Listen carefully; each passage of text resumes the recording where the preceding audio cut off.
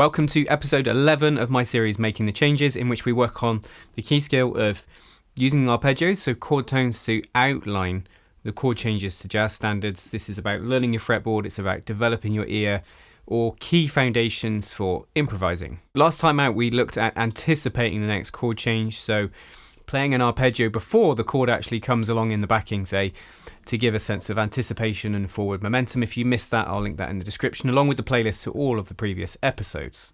Now, with each instalment, I've tried to provide you with something to apply in your practice when it comes to using arpeggios and chord tones over chords of jazz standards. And one of the things we haven't yet really touched upon is the idea of not playing. I actually think it takes a lot of confidence to leave a lot of space in your soloing. You need good rhythmic command, and in this lesson we're going to look at how you can start to work on that with your arpeggios. But just rewinding, the early episodes in this series was about just, outlining the harmony of the chord changes. So something like this.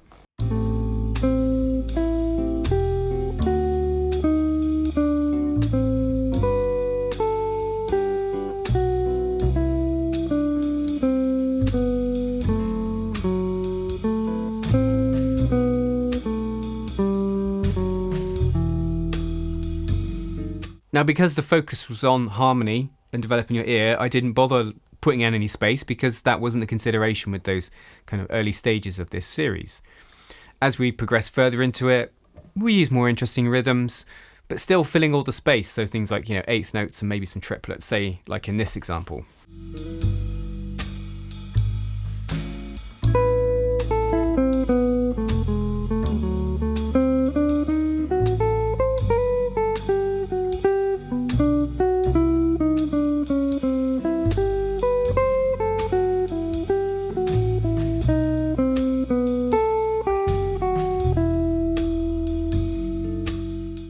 Both of those examples are just all about being able to spell out the chords, maybe with a couple additional notes, some additional intervals adding for colour and some chromaticism and so forth. But we're filling the space the whole time.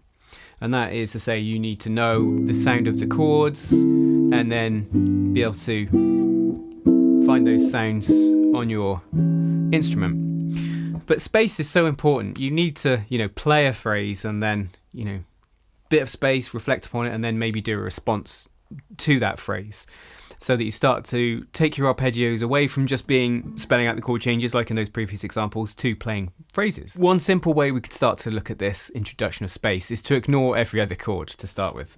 We'll play something on the A minor, ignore the D7, play something on the G, ignore the C, and so on. Say something like this.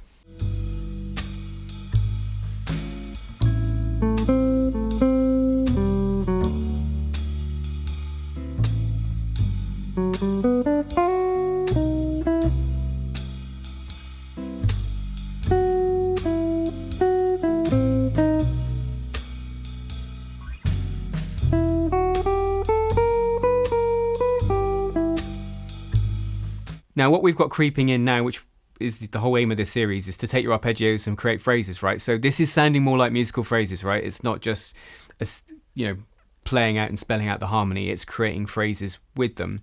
And the introduction of space is a bit of a game changer. It really does.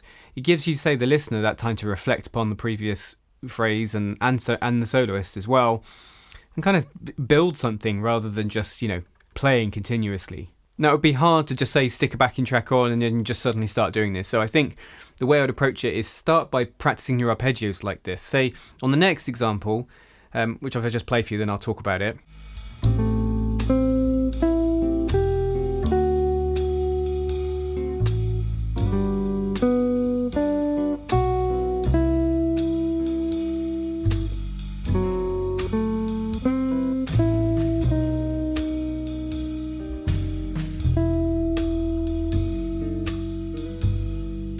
So in that we had what I call the movement, so where a phrase would be, a sense of something happening, and then we resolved to a note on the D7, bit of movement on the G, rest on the C, and so on. Now, the key with this is when you leave space, the note you finish on will sink or swim your phrase. I know that's just playing arpeggios, but, that last note there that I'm just playing against the D works because it's the third of the chord. It's an arpeggio note. So when you do finish your ideas before you have space, you want to ensure that you finish on a note which resolves for the chord, which is likely to be 1, 3, 5, right?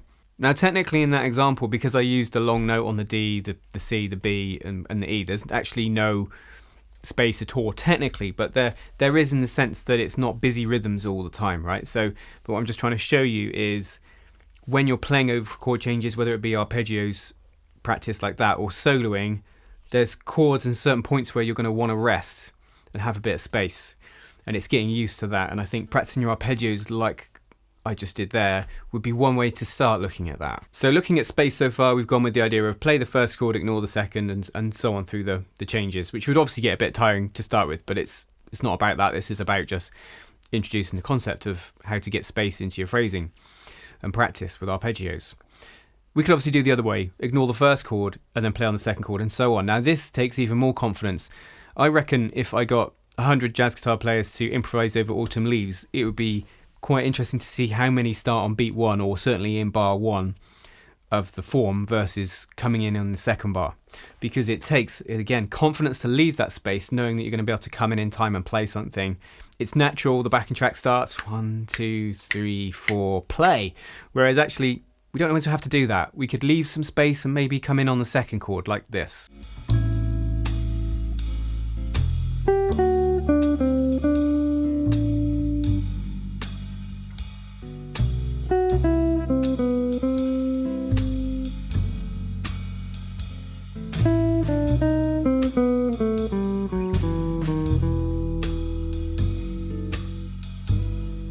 There is a little bit of anticipation there, just looking at the music coming in on the and of 4 of the A minor and on the G and on beat 4 of the F sharp minor 7 flat 5. So linking back to a bit what happened in the previous episode. And again, to get used to this, instead of practicing the arpeggios like, you could play maybe just one note against the first chord, then play the arpeggio of the second one, and so on, like this.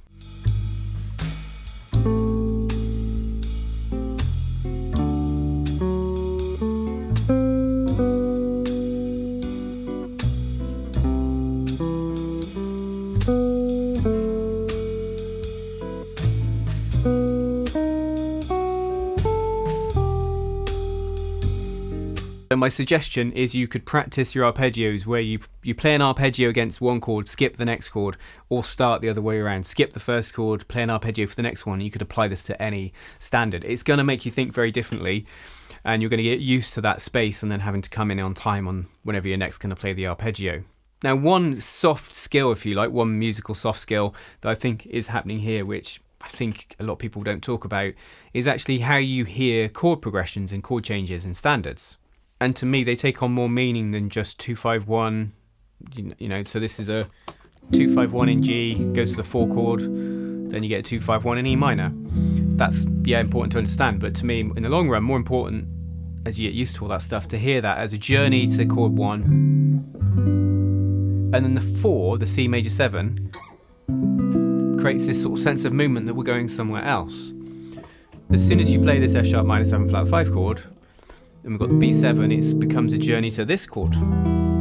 So for me, the kind of real natural points of resolution in the song are on the G,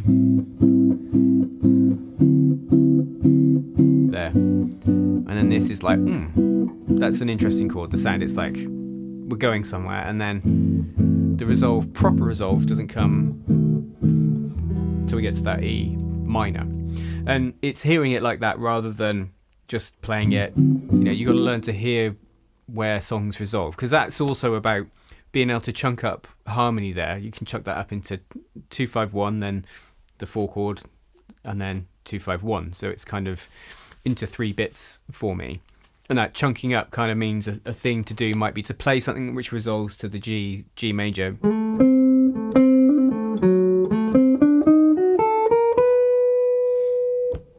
Then play something in the second line that resolves to the E.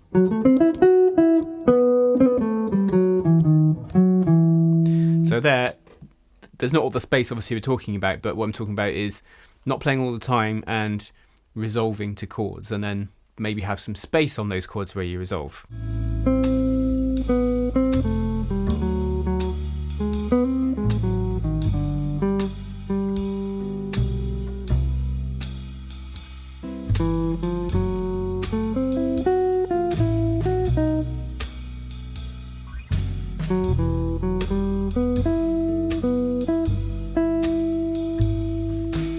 So oddly, part of making the changes is not that you have to make every change, because otherwise it is just going to sound like arpeggios, right? So part of phrasing is you're going to chase some chord movements but not others. And a lot of this is to do with the flow of chords and harmony and tension and release, like I was just talking about, hearing where things resolve. Not that you always have to play to those resolutions, but it's just this idea of space, really, essentially. But tension and resolution's a massive part of that, because you play an idea which resolves. You play something dissonant that then goes into something consonant. Then you get that natural point of movement, flow, dissonance, and then rest. Say like in this example here, I'm not chasing every chord, just looking at it on the screen, kind of not doing a lot on the G, resolving on that phrase. There's a chunk of dissonance on the D7. The last bit of that is a tritone, that's an A flat 7 arpeggio. Big gap then on the G and the C, not bothering to care about the C, but I'm doing a little lead in at the end of the C bar into the F sharp bar, and then less space, right? In terms of there, I am trying to gun for every chord there in that last line, but not in the first, so you get that kind of point of difference. I'll just finish with some concrete things to practice. Firstly, you want to make sure you can play the arpeggios, your chord tones, against all of the chords in a song. That should be a basic thing to spell out the harmony and know the sound of those chords individually, the intervals of the chords. Then it can be a question of maybe you can do that arpeggio practice, but you don't necessarily play on every chord, so you just get used to leaving that space, because that will challenge you rhythmically, I can tell you. And then the third thing would be then when you're improvising, sometimes to just deliberately ignore a chord, maybe think, I'm going to try not playing for the next couple bars. In the long run, as with everything, when it comes to improvising, you want to just feel this stuff in the moment and not overthink it when you're really truly improvising and playing at your best. But when you're in the practice room and you're working on these things, you can look at the chords for a song and go, right, I'm going to try playing that. I'm going to ignore that chord. I'm going to deliberately leave some space. Or I think I said earlier, right, when most people start to play over a song, they always start in bar 1. Come in bar 2, maybe even bar 3. And it will be a very different experience for you in terms of just coming straight in. So a few things that I would suggest you do. Next month is the last instalment of this series, so please let me know if you've been enjoying it and give me any feedback on it, and be looking to next year continue building on this in another way, perhaps with another series, but do comment below if you'd like to see that. Just leaves me to say, until next time, you take care.